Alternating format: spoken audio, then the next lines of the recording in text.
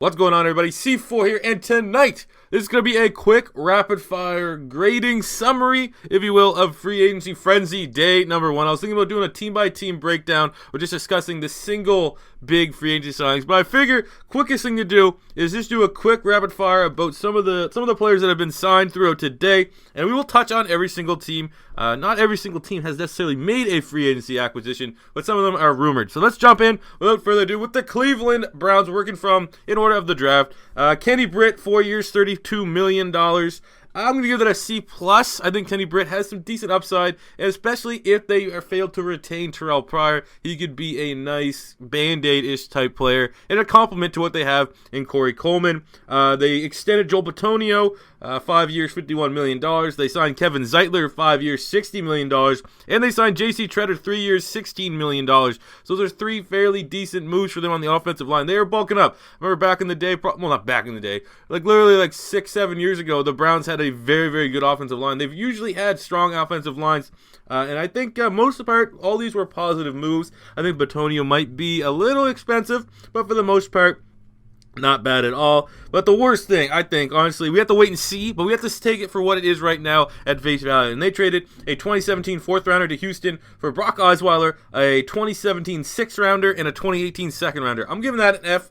Because as it stands right now, Brock Osweiler is their starting quarterback. And I think eating up all that cap, they had plenty of cap room to do that. And eventually it does look like they're going to cut Brock Osweiler. And pretty much did that deal for a 2nd-round pick. But until tonight, they still have Brock Osweiler on the roster. That stays as an F-grade move. That is terrible. But then again, if they simply cut Brock Osweiler, or they eventually look like geniuses by using that 2nd-round pick they got in 2018 to maybe move for a Jimmy Garoppolo, this pick will, the grade, I guess, of this trade will severely improve a lot. We got for the 49ers, nothing really big as of note.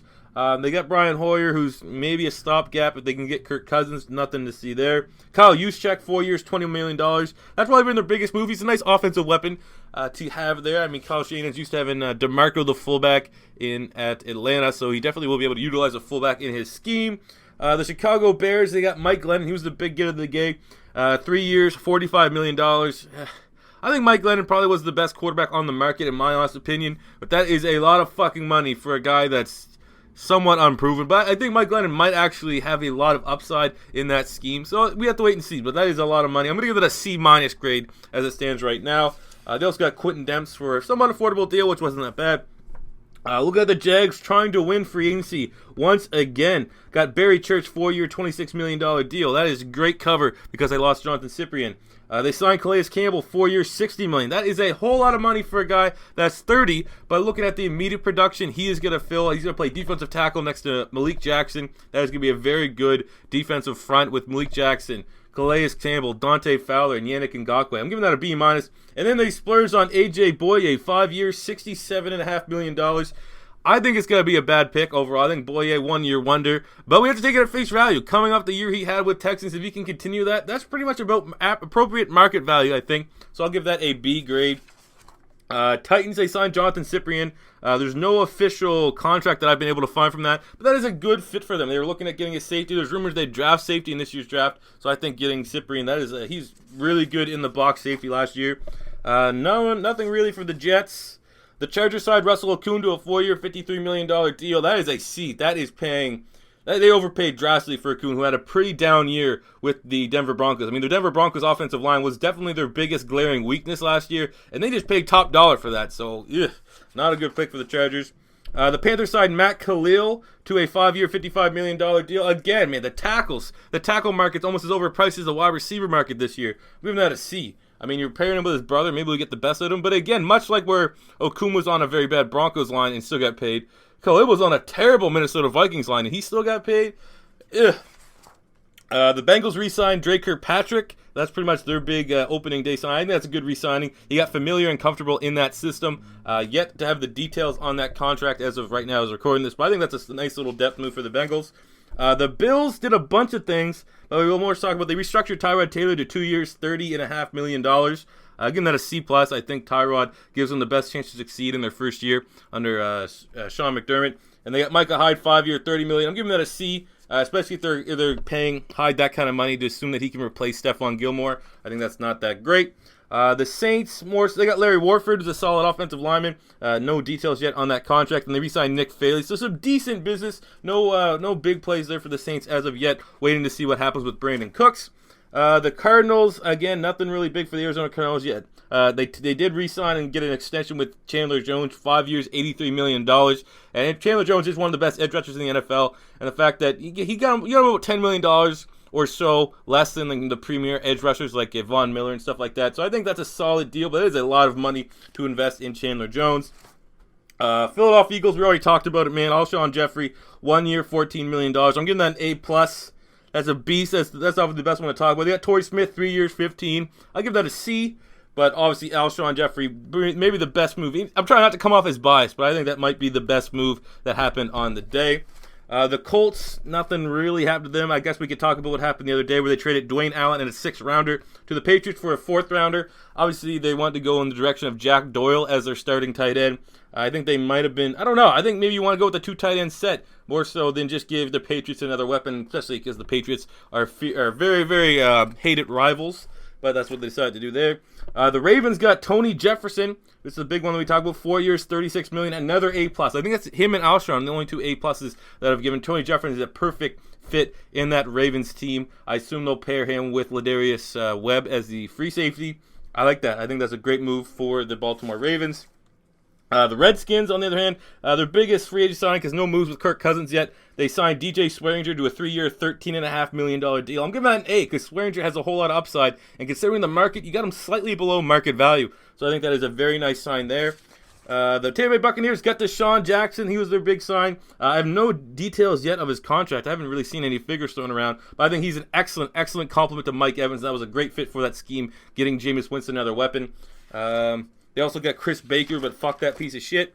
The Broncos got Ron Leary, 4 years, $35 million. I'm giving that a B. Ron Leary, everyone said he was, had some upside from the Dallas Cowboys offensive line. And offensive line was definitely the biggest need for the Denver Broncos, even maybe more so than addressing the quarterback spot.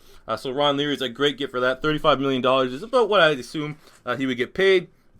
Nothing really as a note for the Lions outside of they signed Rick Wagner, the right tackle. They're making him the highest paid right tackle in the NFL, which, it's tough to grade that. I've yet to see an exact figure, but I'll probably give that a C+ because he is a solid right tackle, but I don't know if he's necessarily the best right tackle in the NFL, but they need to continue to, build that offensive line around Matt Stafford, and they did lose Riley Reiff to free agency.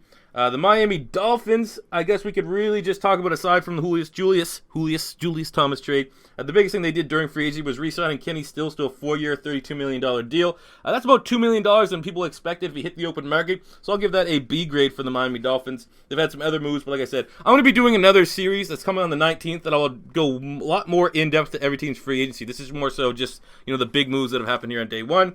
The Giants, outside of signing Brandon Marshall to a 2-year, $12 million deal yesterday, which I give that a B. That is a good fit for the Giants. A nice win-now move. They didn't really make any moves here officially on free agency day. No moves for the Raiders. The Texans, I'm giving them an A for trading Brock Osweiler, a 6th-rounder, and a 2018 2nd-rounder to Cleveland for a 4th-rounder. Dumping that cap, making it so that the Tony Romo trade or just signing him if they get released can be possible. Phenomenal move from the Houston Texans. The Seattle Seahawks didn't do much. They signed Luke Jokel to a 1-year, $8 million prove-yourself deal. I'll give that a C+, addressing needs on the offensive line.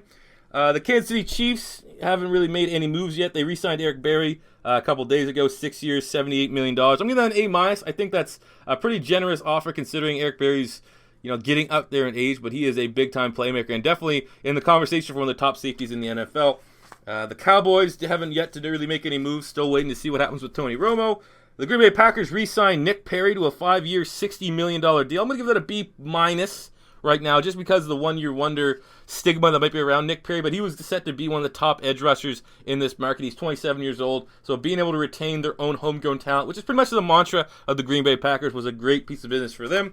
The Pittsburgh Steelers, nothing really as of note. They did a lot of in-house keeping that we'll talk upon in another video. The Atlanta Falcons, nothing really. They did housekeeping. The Patriots, though, we already kind of talked about the Dwayne Allen trade from the Colts.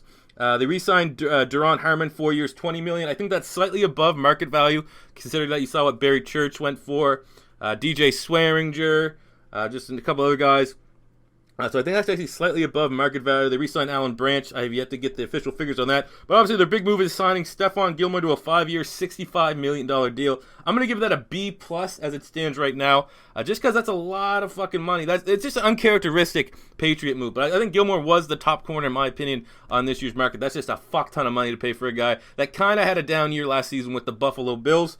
But, I mean, we have to wait and see because there is rumors that they will be moving Malcolm Butler to the Saints for Brandon Cooks. And, I mean, I don't really know. I think if I'm the Patriots, I might want to hold on to Malcolm Butler, but, you know, they want to get younger at wide receiver, move on from Danny Amendola, and get a deep threat down the field, which could be exactly what they need in Brandon Cooks.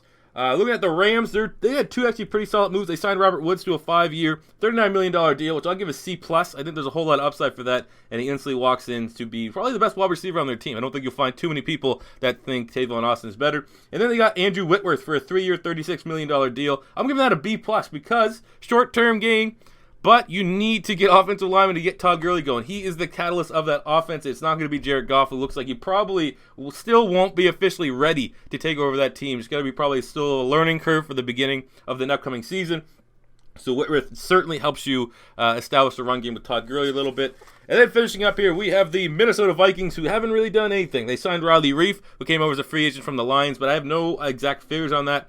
And he's a right tackle, so he doesn't really replace what they're getting with Matt Khalil. But I think Reif will be solid, depending on the figure. That's probably about a C+, because they do need to do something with that offensive line. So the two top grades for day one of free agency, I'm giving it to Alshon Jeffrey going to the Philadelphia Eagles, of course. And I really do like Tony Jefferson going to the Baltimore Ravens. But lots of good business going on. And really outside of the Brock Osweiler trade, which is still, I think, fluid. It's still moving. But as it stands, that's a terrible trade. But I assume that the Browns will make something out of that and make it look a lot more better. We will definitely have to revisit the grade on that. But overall, I think it was a great, exciting day in free agency. Obviously, as an Eagle fan, I'm very, very excited that we get Alshon Jeffrey and Torrey Smith on a team-friendly deal. Let me know how you guys thought your team did, how you feel about any of the big trades, and enter my grades if you agree or disagree. If this is your first time stopping by, don't be afraid to hit that subscribe button. And until next time, it's your boy C4 saying peace out. And actually, as we're finishing this, it looks like the Baltimore Ravens has re-signed Brandon Williams, who a lot of people had him as the top available free agent heading into day two. No exact figures on that, but that is another great, strong move from the Baltimore Ravens, who pair him with Mike Pierce as your defensive tackle. They need to continue. They had one of the best run-stuffing defenses last year, and that is a good retain from the Baltimore Ravens. So there we go. That is finally it. Thank you for watching.